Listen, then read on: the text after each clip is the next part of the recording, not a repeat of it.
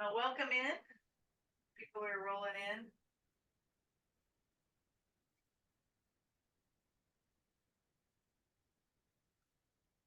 People are rolling in. Welcome. We'll get started once the numbers kind of settle down and everyone's in here. And we'll give it just a moment for people to kind of roll into the room.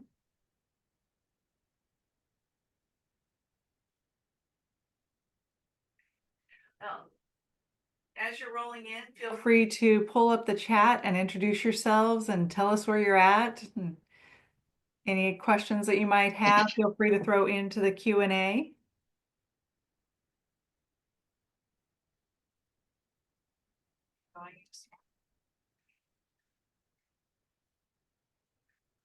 First person from Lakewood. Oh, you're Belinda. Wow.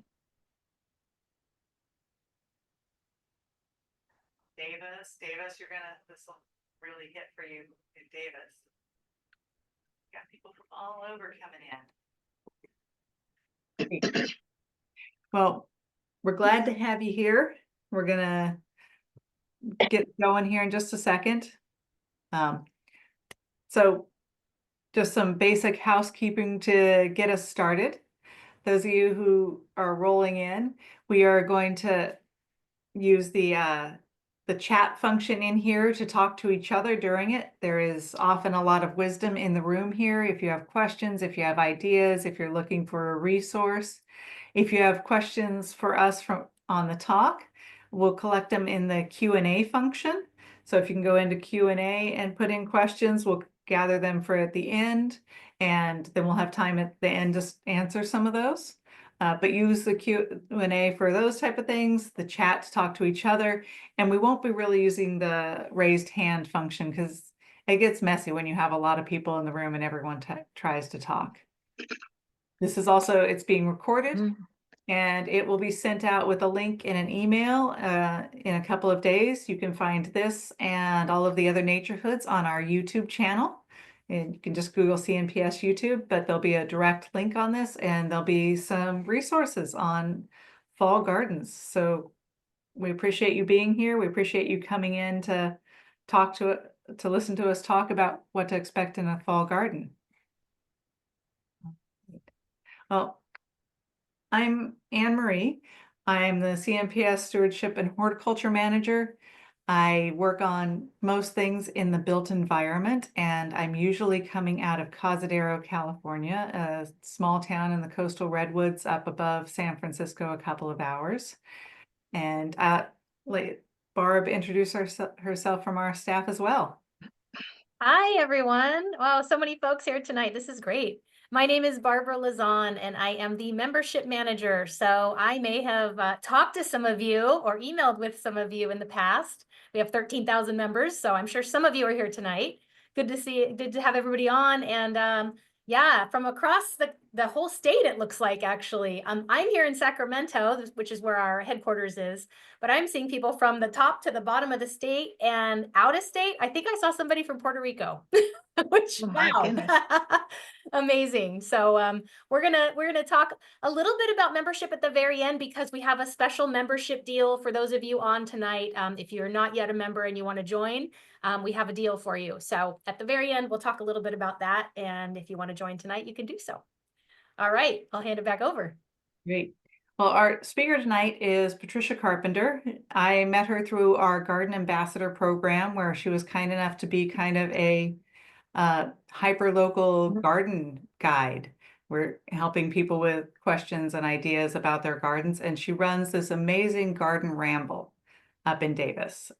Patricia began her native plant gardening back in 2005 along the slope bordering her property, and this garden has amazing attention with contributions from students and neighbors and visitors and interns, and Patricia's kind of stewarded them as well as the garden. So we so often see gardens just in the height of their bloom, and they're really beautiful the rest of the year round. So we're gonna let her talk to you a little bit about really what is a fall garden. You want to take it away, Patricia? Okay. Well, I'm excited to share with you my favorite season, which is autumn or fall. And I hope that at the end you see it in a different light. So here goes. So you're right, I have a garden on the slough, about an acre, approximately 400 species or cultivars. It's getting almost 20 years old. This is exciting. It's just west of Davis and in the Central Valley. So many of you may not, well, all of you from California know there's a Central Valley, and it's hot and it's dry. And as I give this talk now, we are creeping into winter, just barely creeping. I know many of you are in snow already, but we have had one frost is all. On this, you can see on the left-hand side is a nice valley oak. And on the right is a blue willow. And way back at the end of the water is our East Bridge. So the Pacific, well, first of all, the slough is not always full. It is seasonal. It depends on how much rain we've had. It's not always full in the fall for sure, because we don't always get fall rains. Sometimes we don't get rains till December. So it can be dry or it can be completely full. It depends. Right here happened to be October. We had an early rain and the neighbor came to visit us down the slough in his kayak. And that happens often.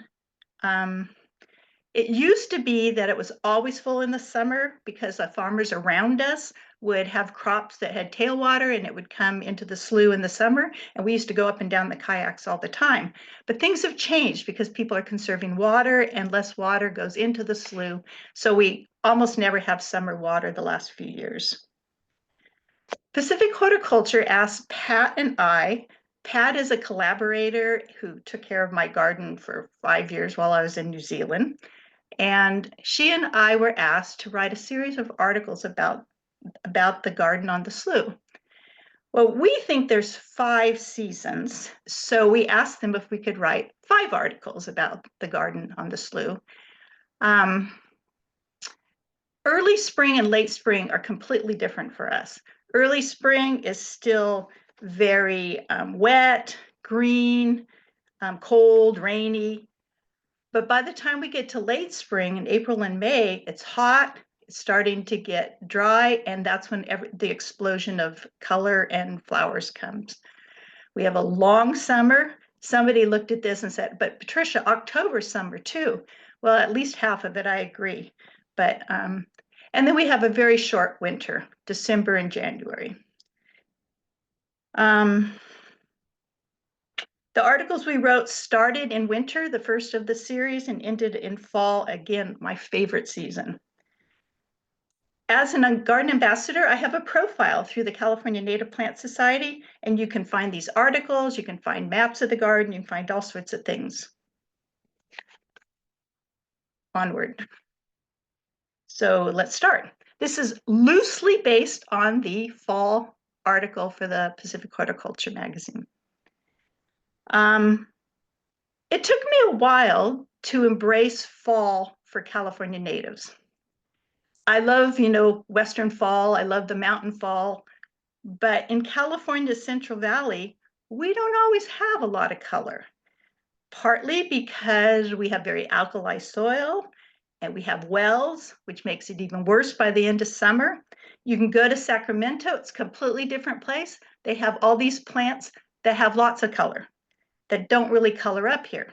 You can even go to Vacaville and you can find those things. But here we're kind of in this little pocket where we don't have as much color. So I started looking at other things besides fall color to make it interesting in the fall. And that's when I realized there's a lot of things to see. So we are going to have a little fun here. There is a picture, and there'll be a picture at the bottom right that I'm going to see if you know what it is. Beth, who you see a picture up at the top, Beth has a photographer, professional photographer, who found me way back in 2020, 5 years ago now. And she started to take pictures of the garden, and she's kept going all these 5 years. So I made an easy one to start with. And what we're going to do is I'll give you the answer in a few minutes. Well, we've got people starting to put their guesses in the chat. Oh, you can do that, but don't tell me. I won't. Anything else I wanted to say? No. Onward. Here we go. I told you it was an easy one. So this is the berries or grapes on the Rogers red grape, which is on the west bridge that we have. We have 2 bridges on our slough. And if you walk down this bridge, you would get to my house on the other side, and you could go into my yard. When I started the garden, I decided to try to plant, well, I decided eventually to try to group our plants into plant communities. The area you see at the other side of this bridge was the first place that I planted, and I didn't really know about plant communities as much as I do now. So this is usually called the I had no idea what I was doing section. And it's just a mishmash of all sorts of things. But then I got smarter, and then we decided to have a foothill section and a desert section and a California prairie, a redwood section that I inherited, and a coastal section.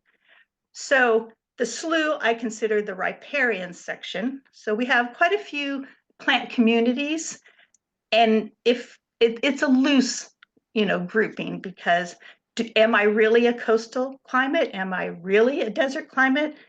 No, I'm none of this. I'm in the Central Valley, but the Central Valley doesn't have quite as much of diversity as the rest of the state. So that's what we've done. There's a picture of a very nice textural soil, just in case people are wondering what kind of soil we have here. We have amazing clay soil. Yes, you're right, it's cracked right there. And it gets that way sometimes in the summer when we don't water. However, it's full of nutrients. It holds water well when there is water. Okay, it's a little tricky to work at times, but once you get the hang of it, it's great. And so we just had 3 or 4 inches of rain. So guess what?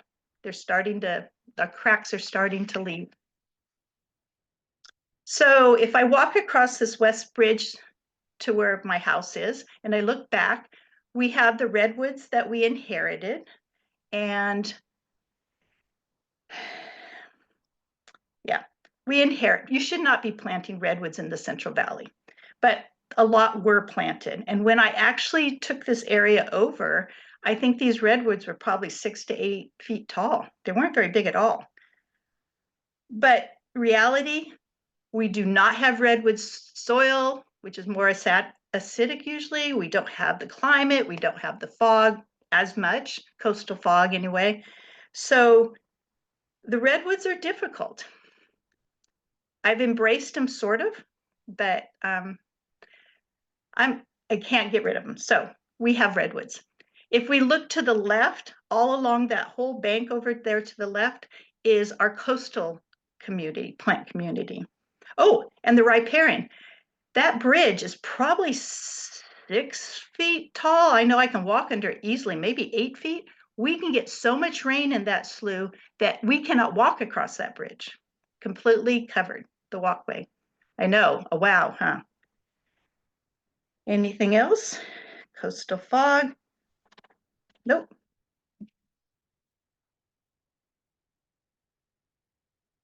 Well, were you right? Correct. So usually silverbush lupin has this sort of silveriness, and this time of year it's very silverish. However, in the summer, when it's stressed, it often isn't silverish. It gets a completely different look. You probably never thought about it. So Beth took this picture that was probably, I don't know, it was in the summer definitely, and it got those orange edges around it. This one was a pretty new plant, maybe a foot or 2 tall, a seedling, we'd call it. And then off to the right, you see the seed pods. We collect a lot of silverbush lupin seed pods. I mean, bucketfuls, no, bagfuls, big boxfuls. And we give them away at the rambles. We give away a lot of seeds at the rambles. The yerba mate is one of my favorite in the fall because those leaves start to get little bits of red on them. Even the flowers get bits of red on them too. Should have put a flower picture in, but they're really nice. It's something I look forward to every year. The honeydew or the horchilea is just sad, but has some nice texture. It looks chlorotic to me. That happens at the end of summer sometimes.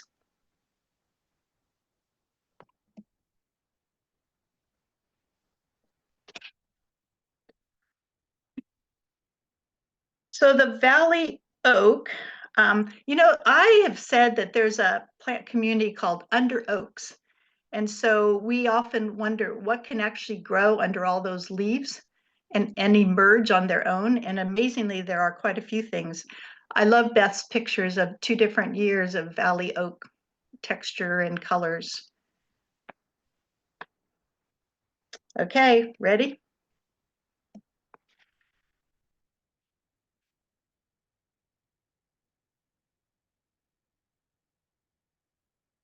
So this is the yellow-berried toyon, which you can see is called the cultivar Davis Gold. I assume not everybody knows there is a yellow-berried toyon, but it's wonderful. I grow it in the hedgerow, which is around our California prairie. And well, actually, I guess we have a couple of them. It acts just like a regular red toyon, but it has yellow flowers. On the left, you see the sycamore. We planted our first sycamore in the riparian area, and now it's really big. We probably planted it in 2008, but it tapped into the sluice, so it had summer water. The yerba mansa is in our prairie, and then all of those bracken ferns are in our coastal section. Look at all those textures. Look at all those really cool colors. This is what interests me. So, okay. We're going on to fruits and berries. We've already looked at 2. We've looked at the grapes, which is a fruit, and we've already looked at the yellow-berried toyons. But here's a few other examples that we see now. The snowberry this year in our area was amazing. There are times when we don't. Oh, what happened? Okay, sorry about that. Are you getting back to the beginning? Back to the beginning with your little side panels. Okay. Something just got knocked. We can fix that. Yeah, we can play with it. All right, let's go. Let's see what happens. Sorry to the audience. Right back where we started. Oh, how cool. There's a note to me. Please move this window away from shared application. Don't know what that means. Onward. Okay, so snowberry year was great this year. Sometimes we get almost no snowberries, but they're just covered this year. This is the typical red toyon, which we have quite a few. And we still have a lot of rose hips, both the California rose and the Nuka rose, which has a slightly different kind. Okay, what is it? Did anybody get it? This is probably one of my favorite pictures of Beth's. A fall bouquet, but of the pods, not the flowers. We started with 2 Pacific Coast hybrid iris. One was the Canyon Snow White, and one was a purple and white, typical, the one you see all over. And they've been hybridizing for almost 20 years. And one day she actually pulled one of each one she could find, and there's just a huge range. We even had a straight purple out of that, completely dark purple. So this is the time to propagate, if anyone has any. You have to wait until you dig down and see new growth, maybe an inch or 2, right on the roots, and then you can propagate them. You can just pull up and dig up bits of them. They're always seeding in our pathway, and so we can't wait to get them out of the pathway and propagate them to other places. The box elder is also in our riparian. And then, oh, our quail bush. Look at that quail bush. Those are all the stems that are just falling on the ground.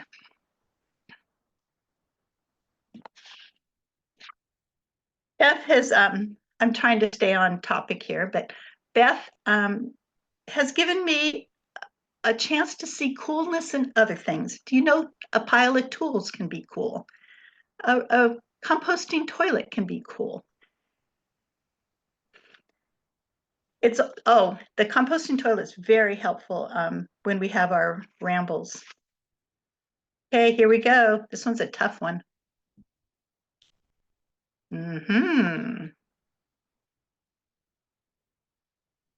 I don't think I realized that the desert willow makes all these curly little leaves until one day I saw this picture and I went, what? What in the world is that? Isn't it cool? So the one in the back on the slough has already started doing this, but I have one in another area that hasn't started doing this. So actually, this is how Beth and I met each other. I had an intern who was noticing how excited and enthusiastic I was about fungi. And she saw Beth close to her home, upside down on the ground, taking a picture of some fungus and said, do you know Patricia? You should. And so she connected us together, and Beth has taken hundreds and hundreds of fungi pictures. Unfortunately, neither of us know exactly what we are seeing, mostly. So hopefully that'll change. She gave me a big book, but it's complicated. Not as easy as plants, I found out. Okay. So I told you we had a coastal area. This is what we call a coastal slope. Slope plus clay gives us possibilities for drainage, because clay is not always good for drainage. So this picture is late fall creeping into winter, has some textures and so on. If you could look to the right, that's where my redwoods are, and the slough is off to the left. So when I'm trying to figure out where to put things in my garden, I think about different areas and how they might simulate a plant community. So this is a north-facing slope, which is cooler. It's got some redwoods, which get watered a bit more. And so this is simulating a coastal area. I actually had one person walk into this area and says, oh, this is like the coast. And I went, oh, thank you. I appreciate this. So I'm going to answer a question that I know somebody's going to ask. So let's just get it out of the way. How do we irrigate? What do we irrigate? When do we irrigate? Do we irrigate? Yes. So the redwoods, which I inherited, pretty much need to be irrigated in the Central Valley. So we try to do them every week or every 2 weeks in the summertime. Now, if we have a drought and we have wells and our wells aren't cooperating, we'll have to push that a bit, and which means our understory gets really unhappy. And during this fall and spring, we try to push that to at least every month if needed. The rest of the garden pretty much can be watered monthly in the summertime. But it wouldn't be watered except for maybe every 6 to 8 weeks in the spring and fall. I'm going to say it, we do not water in the wintertime. We don't have automatic watering, so we don't have to turn anything off. But there is an exception. We had some really bad drought years. Poor Pat, I was in New Zealand and she was the one having the drought years. But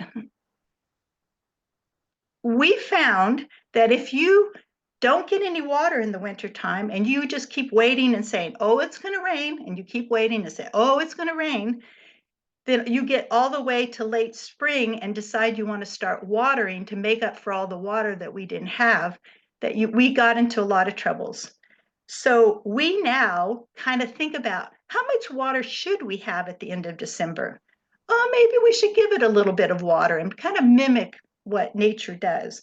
Oh, what should we have approximately? We don't have to do it all, but at least make up some of it so that by the end of March, hopefully we have about what we would get in a typical rain year.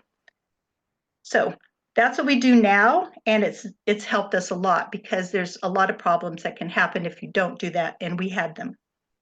The last thing I'm going to say is water deeply and less often, and as you can see, we try to do that. In our clay soil, deeply means that I can stick a stick down after watering into the soil. I'm talking about a stick, not a screwdriver. Screwdrivers are easy, and I can push that down 6 to 8 inches. If you can't do that after you've watered, then you probably are not watering deeply at all. Lastly, we do not, if you're on automatic irrigation, we don't say, oh, spring and fall, let's cut to 50%. Remember, I said you have to water deeply, and if you're putting half as much on to get that stick in the summertime, then you're only going to get that stick in half as much. So we move the space apart longer between watering, but we still water enough to get the water deeply. All right, that's it. Back to what we were going to do. Did anyone get it? That one tricked me when Beth took it. So this is the blue, no, it's not blue, it's yellow flowered lupin. Some years we get gobs of these, and some years we get none. I have already seen the little cotyledons of this. They're very distinctive, and I've seen them coming up, but that doesn't mean they'll make it all the way until summer to bloom, because all sorts of things can happen between now and then. So now I'm standing sort of in the slough or almost in the slough, and you can see our redwoods there. And this is our coastal slope, a slightly different version of it. We call these the succulent steps. So if you go on the profile, you can actually see a map of all this. Kind of makes more sense. When I got back from 5 years in New Zealand, poor Pat Dressendorfer was taking care of the garden, and we had just had this big flood on March 7th of 2017. The swale that's behind these redwoods normally just kind of trickles down into the slough, but they gushed down into the slough. My steps were all floating in the slough, and we said, oh, we got to do something. So we made a diversion. We had these rocks, and oh, goodness. And we diverted the little creek so that we wouldn't lose our steps and everything would be a mess. So because we had 2 interns helping us, and their first and last initials turned out to be Schley, we call this Schley Creek.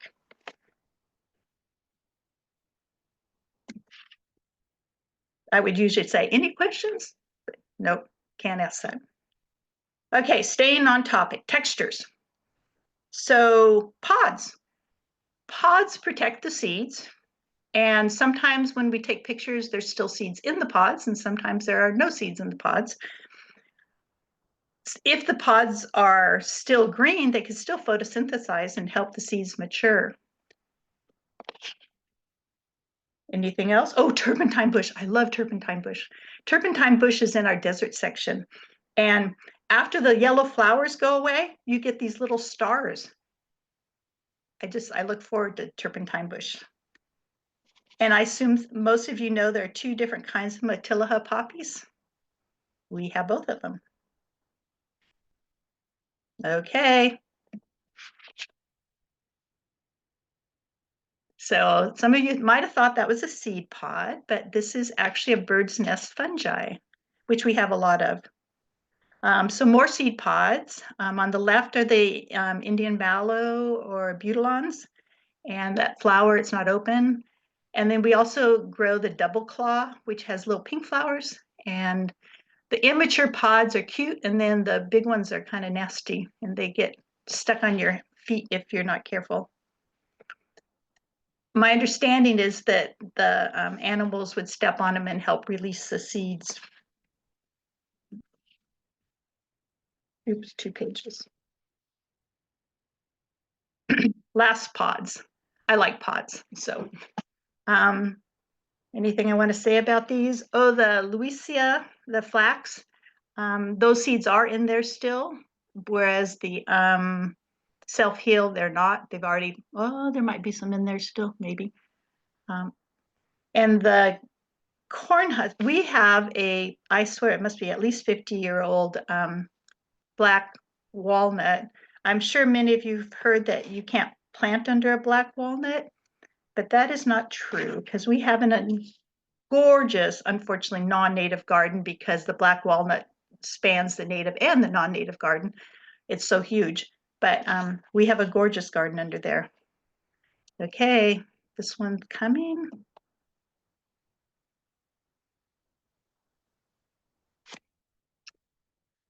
Sugar bush. So for those of you down in Southern California, you actually know this plant, but almost nobody up here knows this plant. For the first time I planted it, everyone said, what is that? And this time of year, the flower buds are amazing. We have a pretty good sized one already now. I have gotten a poison oak reaction once, but I've cut it many years and not gotten it, so caution. The buckeyes are one of my favorite seeds. I love touching them. I was playing with them the other day and I had quite a few and I thought, what if I put some in the family stocking this Christmas? Then I could all play with them. And that's just showy milkweed. Aren't those cool? They're just cool. I love seeds. I love pods. Okay, onward. So this is our desert section, and it's not long ago. I mean, mid-October. Well, it still kind of looks like this, actually. The desert section is always the prettiest in summer and fall, and it holds on sometimes even into winter. Actually, this explains why I love fall. I always feel like in the spring, all the plants are really wimpy and fragile and delicate, but in the fall, they're like harsh and weathered and sturdy and everything's wild. And that's the garden I like, I guess. So maybe that's why I like fall. Can I actually use a pointer? Ooh, cool. So you guys see my pointer? Oh, cool. Okay. So this little turpentine bush down on the bottom left, I have no idea why it bloomed so late, but it did. And we have a datura here that's right next to it. Then there's some California fuchsia there, and that's a big giant bladder pod. And this is a white desert willow up here. And then down below is a plant called pine needle.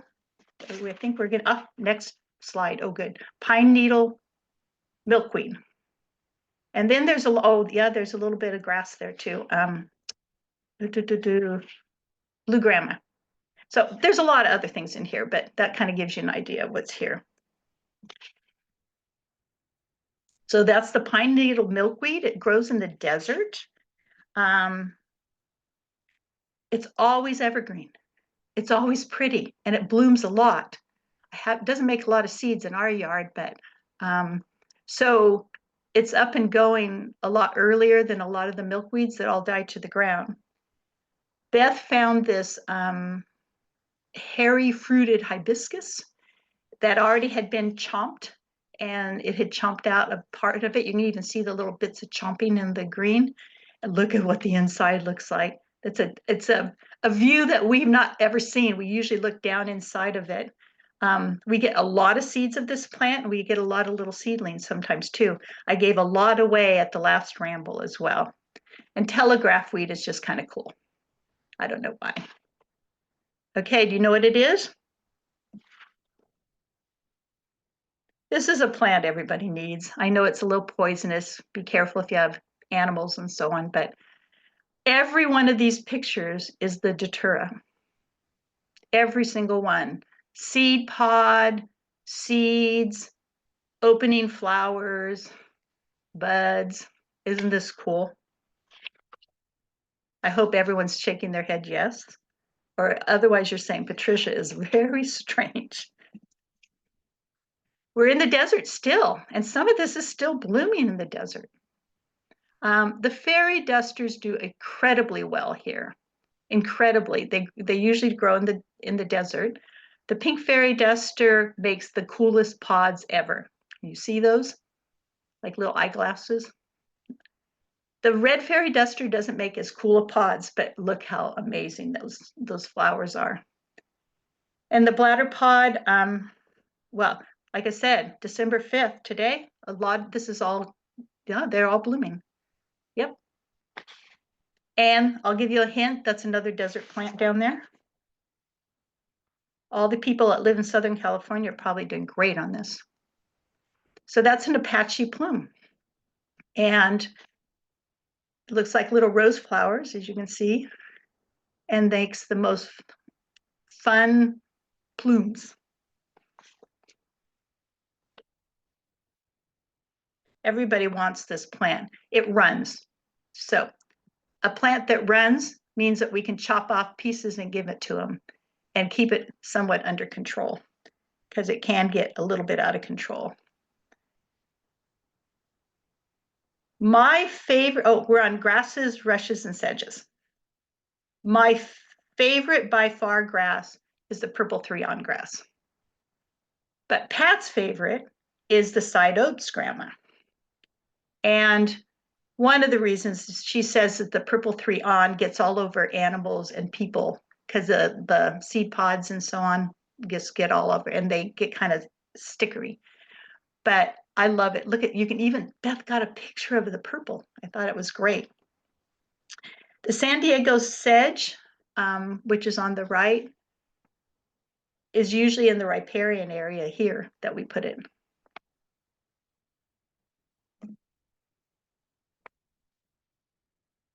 More grasses. My second favorite grass is June grass. It is a very non-invasive grass.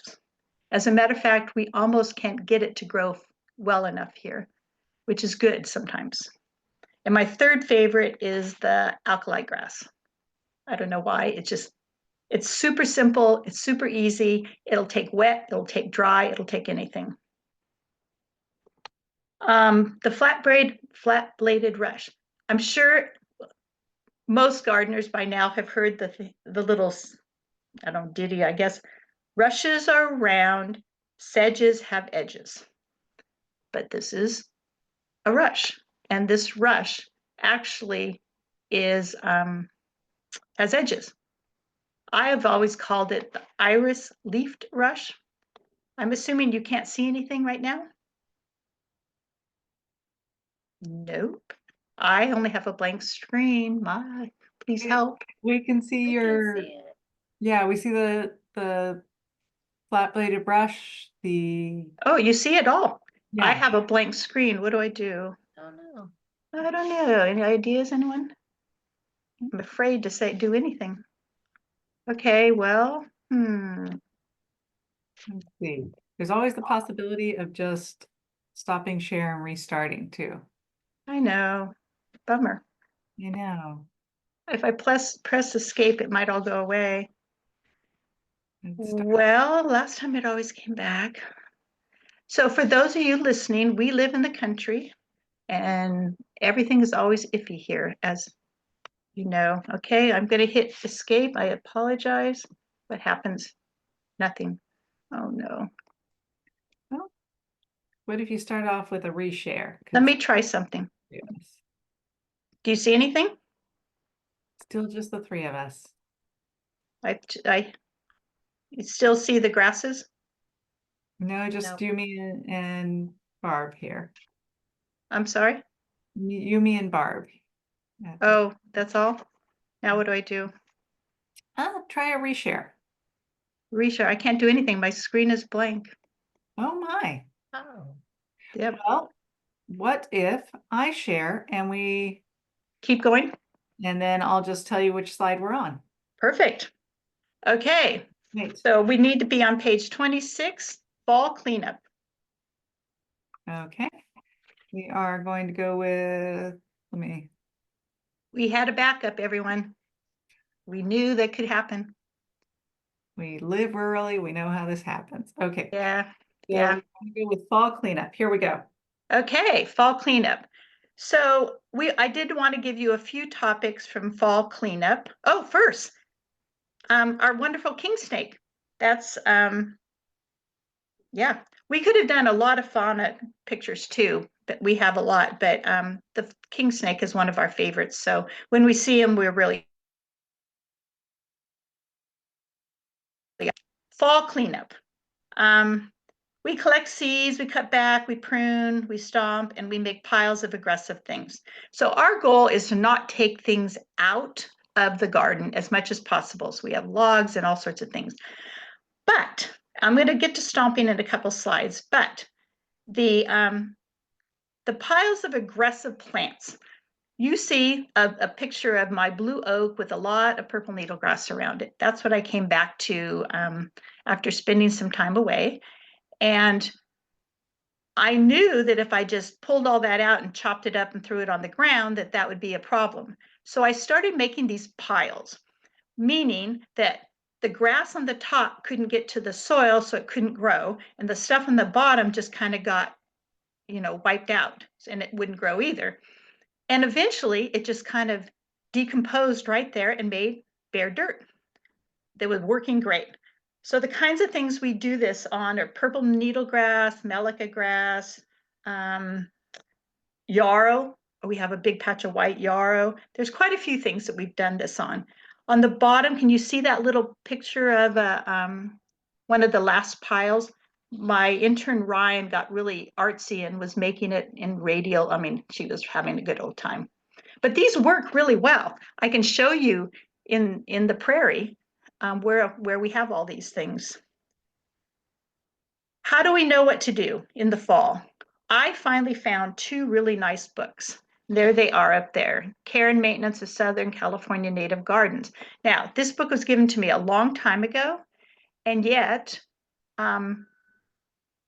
I didn't think it would pertain to us up here in the northern part, but it does. It does. It definitely does. And also the California Native Garden by Helen Popper. She gives you seasons. She gives you when to propagate, when to cut, when to do all sorts of things. This is wonderful. So next slide, please. We are on the next slide with new growth. Yep. I have, yeah, I know where we are. Okay, so this is our California prairie. So another plant community. You can see some pretty rose hips. This is actually last year, not right this year. So in reality, we live in a Mediterranean climate. So here, ooh, guess what? I'm back. Here, the spring is really in the fall. All our new growth starts in the fall, not in the spring. So we're starting to see a lot of green, and we're starting to see a lot of new growth. So that's, oh, I forgot to tell. Okay, yeah, okay, never mind. So anyway, this is our prairie, and some years we have quite a super bloom in here. It's probably about 5,000 square feet, so it's pretty big. Okay, next slide. So this, do you see, oh, here's the answer. You see it? I forgot to ask what the question was, but so this is a California poppy with no petals, and it looks like a little ballerina. Above it, you can see a California poppy that's already got frost all over it. So this is the end of our little fun, but I want to thank Beth. I mean, it would be impossible to do this without Beth. But what I'm hoping is that you saw some fall textures or whatever in a different and unique perspective. Beth's favorite thing is to take a picture, and I mean, you'd know your own garden, right? And I'd go, what in the world is that? And this is one of them. What in the world is that? And so that's what if she can stump me, she's really excited. Okay, so I'm going to talk about stomping. So we stomp things like blue-eyed grass and sometimes California fuchsia and all sorts of things because it's easier to do that. And this picture, little picture here is in the front is red maize and in the back is blue-eyed grass. Okay, timing is a little bit important. I mean, you can't stomp things that don't want to be stomped. Okay, next slide.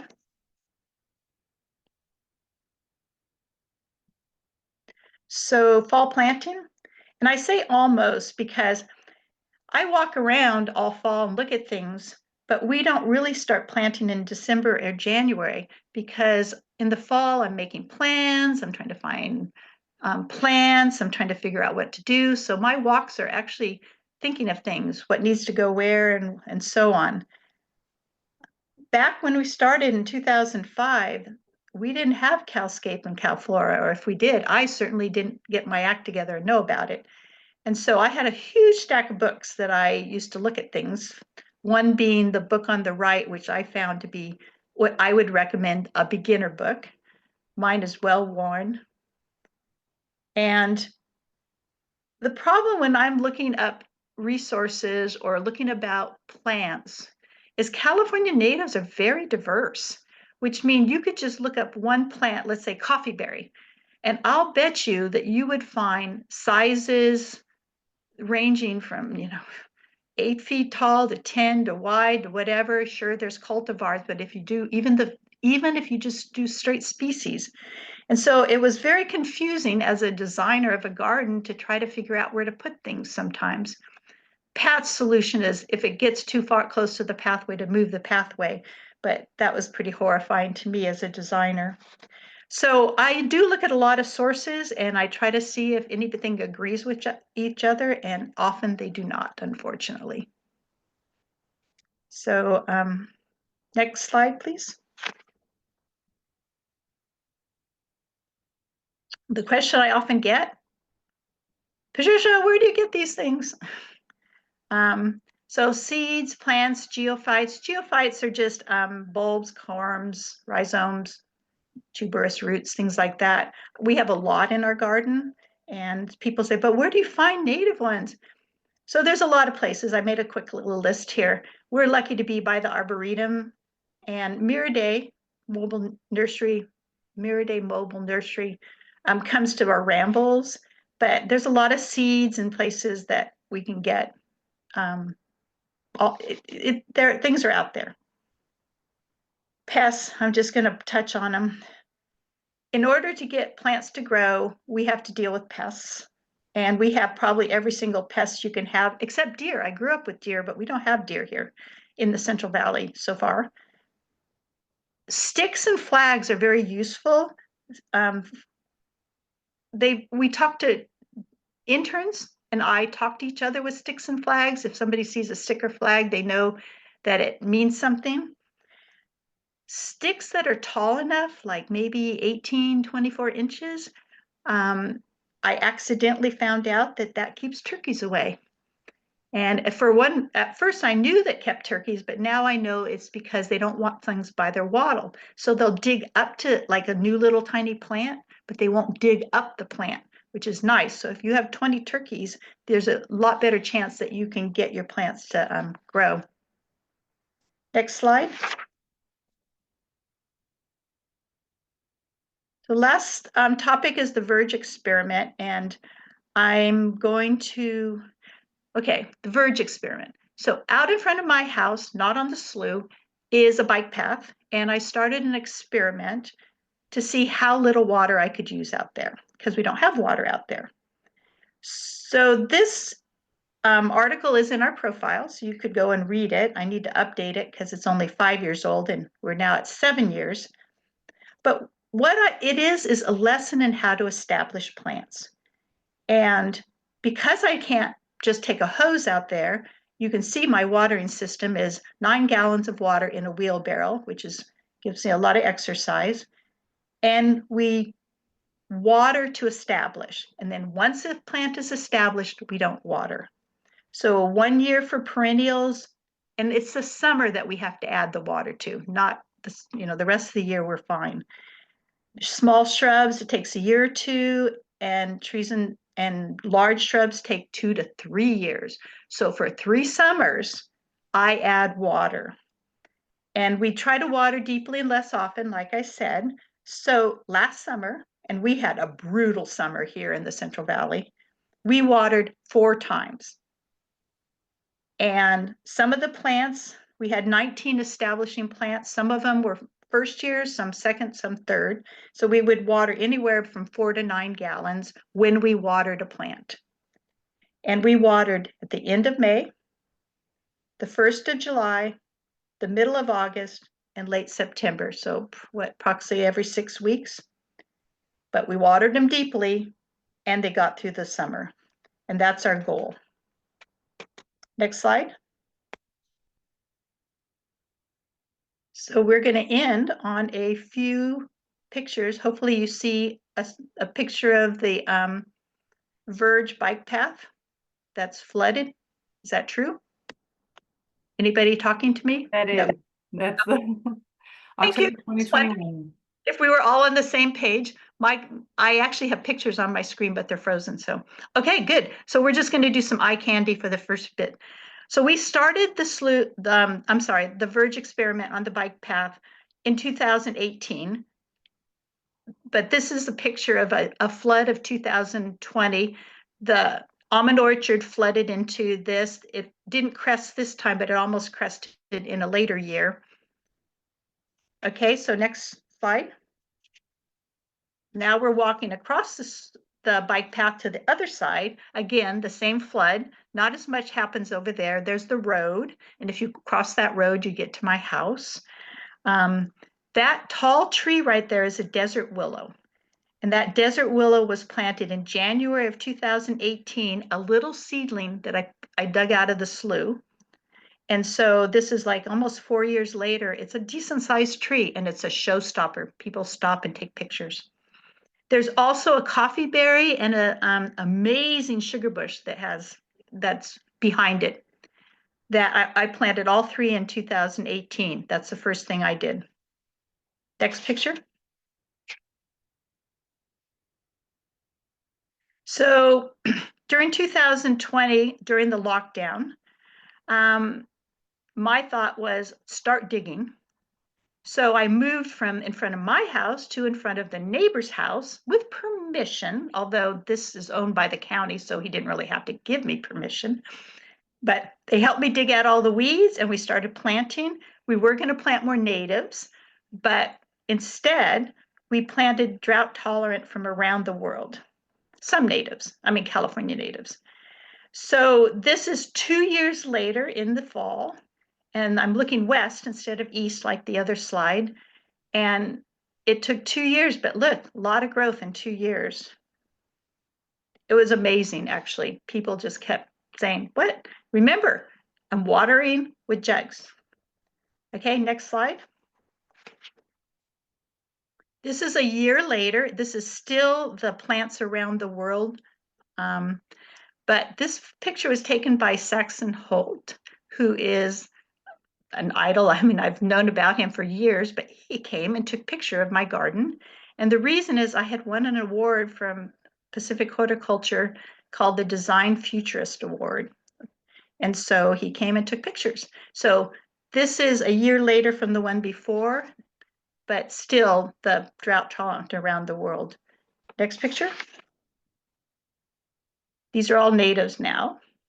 So this is 2023, and we're looking east like we did a long time ago with the flood, only there's a lot more plants than there were then because it's quite a few years later.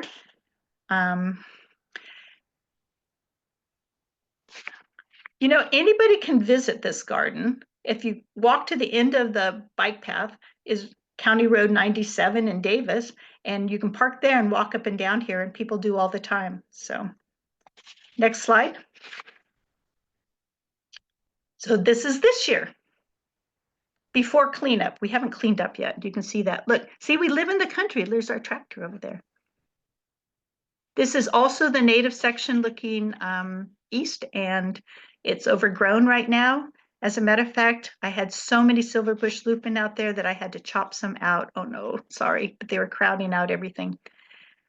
If you go and read the article about this verge experiment, it also has a plant list and tells sort of the story of how it came to be, which I'm kind of skipping through because you guys probably have questions.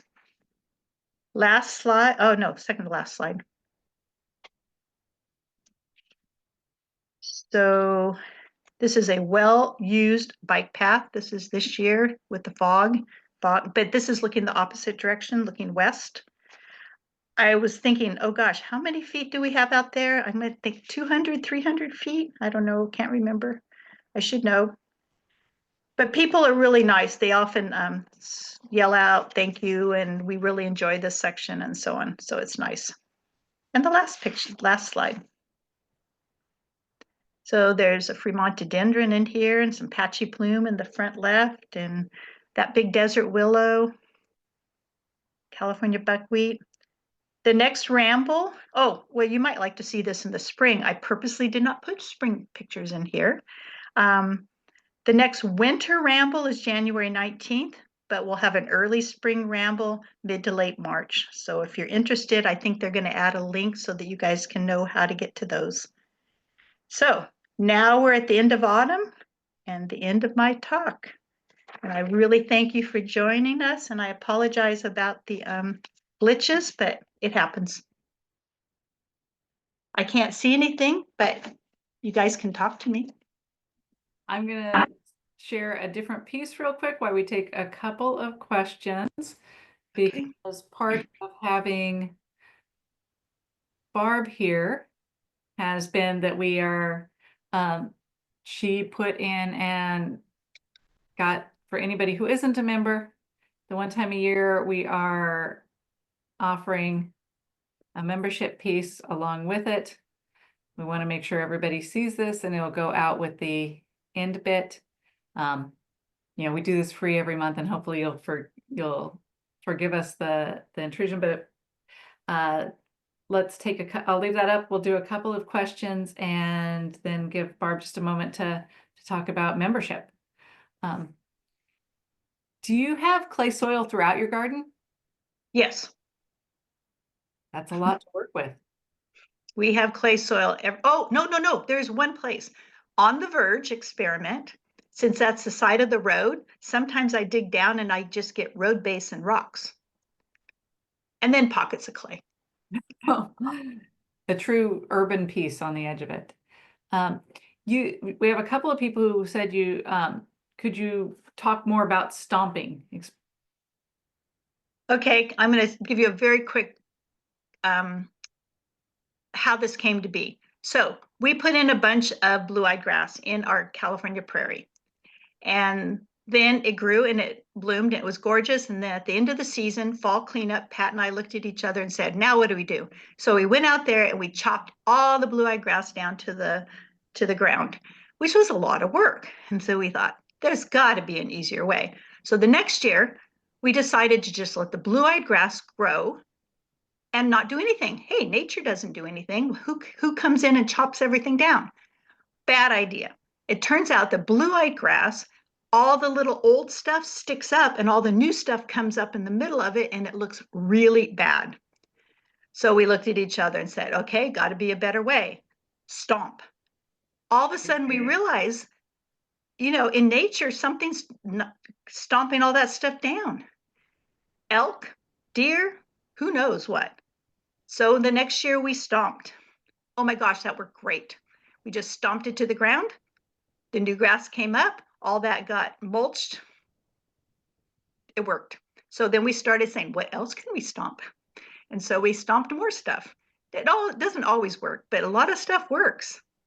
Short Solidago works. Some of the shorter California fuchsias. Anyway, that's it. Playing part of the rambling ungulate. Pardon? All right, one more. Do you have gophers or other pests? We got- have every pest you can have. And yes, we have gophers. I just did gopher control not too long ago. In our case, we have a gopher machine that we share with neighbors that shoots carbon monoxide in. But we have gophers. We have everything you can possibly imagine. Birds are sometimes a pest in our garden. Yes, we welcome them, but sometimes they're a pest. Yeah, we have everything you can imagine. But we still manage to grow things. Yes. I mean, the reality is in nature, those pests exist. Mhm. So we try to come up with ways to coexist. Great. So they're part of your habitat. You built great habitat. We try to eliminate if possible, but we don't always get to. Well, this will be followed up with an email with the link and and a bunch of resources. But Barb, could you give us just a moment on what being a member is? Absolutely. Yeah. This was such a great talk. And this webinar series, Naturehood, is only possible because of our members. We have 13,000 members across the state, and membership dues help pay for everything that CNPS does, including these types of things. So if you are not already a member, I would really encourage you to check it out and maybe join us. You get lots of communications about events. You also get subscriptions to Flora Magazine and Artemisia, which is our scientific journal. And you get affiliation with your local chapter. So wherever you live in California, there is a chapter near you, and you will become part of that chapter. You also get discounts at nurseries, which is great. So please consider it. And like I said, this is a link that will take you to a special discounted membership form. So it's only $30 instead of our regular $50 membership. If you want to pay annually, you want to go to that. You can also sign up for a monthly gift. Somebody asked that in chat. We have what's called perennial membership, and that's somebody that just pays monthly, as little as $5 a month, and you have an ongoing membership. You don't have to remember to pay. So if you're interested in that, you can always reach out to membership at CNPS, and we can tell you more about it. Great. Well, thank you to those who are members, and if you're not, hopefully you'll consider it. But more to the point, thank you, Patricia, for coming and for talking about what a fall garden really looks like and the beauty of it. Gorgeous. Hopefully Thank you all found a plant that you want to fall in love with and go and plant soon. Well, the email will be out in the next couple days, and it'll be the link. And thank you, Barb. Thank you, Patricia. Thank you all for attending. Appreciate y'all. Okay. Thanks, everyone. Bye.